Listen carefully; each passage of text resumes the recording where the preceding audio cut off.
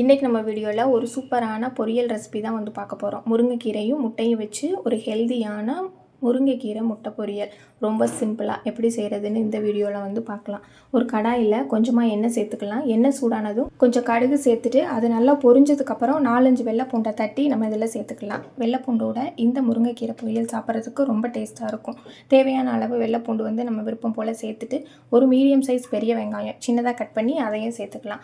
வெங்காயம் ஓரளவு கண்ணாடி பதம் அளவுக்கு வதங்கினா போதும். நல்லா எண்ணெயிலேயே வெள்ளைப்பூண்டு வெங்காயம் இது ரெண்டுத்தையும் நல்லா வதக்கிடலாம். இப்போ காரத்துக்கு தகுந்த மாதிரி வரமிளகா நல்லா கிள்ளிட்டு சேர்த்துக்கலாம். இந்த டைமில் நீங்கள் பச்சை மிளகா கூட சேர்த்து செய்யலாம். ஆனால் நம்ம முருங்கைக்கீரை வந்து பச்சை கலரில் இருக்கும்போது இந்த மாதிரி வரமிளகா சேர்க்கும் போது தான் அதை எடுத்து போடுறதுக்கும் நம்மளுக்கு ஈஸியாக இருக்கும்.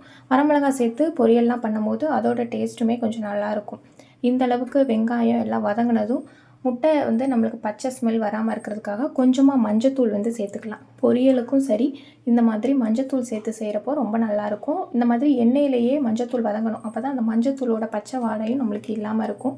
இந்த அளவுக்கு வெங்காயத்தோட அந்த மஞ்சத்தூள் வதங்கினதுக்கப்புறமா நல்லா கழுவி க்ளீன் பண்ணி வச்ச முருங்கை இலையை சேர்த்துக்கலாம். முருங்கை இலையை வந்து கொஞ்சமாக உப்பு மஞ்சத்தூள்லாம் போட்டு கழுவிட்டு நம்ம சேர்த்துக்கலாம். சின்ன சின்ன பூச்சி அது மாதிரி புழுவெல்லாம் அந்த மாதிரி கீரையில் இருக்கும். அதெல்லாம் நல்லா க்ளீன் பண்ணிவிட்டு தண்ணியை வடிச்சிட்டு வெங்காயத்தில் நம்ம சேர்த்துக்கலாம். முருங்கைக்கீரை சேர்க்கும் போது நிறைய இருந்த மாதிரி இருக்கும். அதை ஒரு 2 நிமிஷம் மிதமான தீயில் நம்ம கலந்து விடும் போது நம்ம சேர்த்ததை விட பாதி அளவு இதில் வந்து நல்லா குறைஞ்சிரும். உடனே உப்பு சேர்க்காம கீரைலாம் நல்லா வதங்கினதுக்கப்புறம் உப்பு சேர்க்கணும். அப்போ தான் உப்போட அளவு நமக்கு சரியானதாக இருக்கும். கீரை வந்து இந்த அளவுக்கு எண்ணெயில் கொஞ்சம் வதங்கணும். வதங்கினதுக்கப்புறம் நம்ம முட்டையை சேர்க்கும் போது தான் கரெக்டாக இருக்கும். இப்போ இந்த அளவுக்கு கலரெல்லாம் மாறி கீரை வந்து கொஞ்சம் நல்லா எண்ணெயிலே வதங்கிட்டு இப்போ தேவையான அளவு முட்டை வந்து நம்ம சேர்த்துக்கலாம். நான் எடுத்த ஒரு கைப்பிடி அளவுக்கு முருங்கைக்கீரைக்கு 2 முட்டை வந்து சேர்த்துருக்கேன். உங்களுக்கு முட்டை அதிகமாக சேர்த்துட்டு கீரை கம்மியாக இருக்கணும்னு நினச்சிங்கன்னா அதை மாதிரி சேர்த்துக்கலாம். இல்லை கீரையும் முட்டையும் சமமான அளவில் நம்ம சேர்க்கலாம். இந்த டைமில் நம்ம உப்பு சேர்த்தா கரெக்டாக இருக்கும். கீரையும் வதங்கிட்டு இப்போ முட்டையில் நம்ம உப்பு சேர்க்கும் போது முட்டை வந்து பொரியல் ரெடி ஆகும் போது உப்போடு சேர்ந்து நம்மளுக்கு கரெக்டாக மிக்ஸ் ஆகி வந்துடும். இப்போ கீரையும் முட்டையும் சேர்த்து நல்ல மிதமான தீயில் ஒரு 2 நிமிஷம் கலந்து விட்டால் போதும்.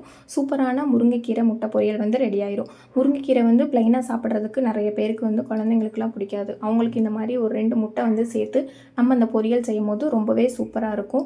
இப்போ இந்த முருங்கைக்கீரையோட முட்டையும் சேர்ந்து நம்மளுக்கு நல்லா ரெடி ஆயிரும். உங்களுக்கு முட்டை சேர்க்க விருப்பம் இல்லைன்னா இந்த டைமில் கொஞ்சமாக தேங்காயில் சீரகம் சேர்த்து ஒரு பல்ஸ் விட்டு முருங்கைக்கீரையில் சேர்த்தோன்னா முருங்கைக்கீரை பொரியல் மாதிரி கூட சாப்பிட்லாம். இந்த வீடியோ பிடிச்சிருந்தா மறக்காமல் ஒரு லைக் கொடுங்க. சேனலை சப்ஸ்கிரைப்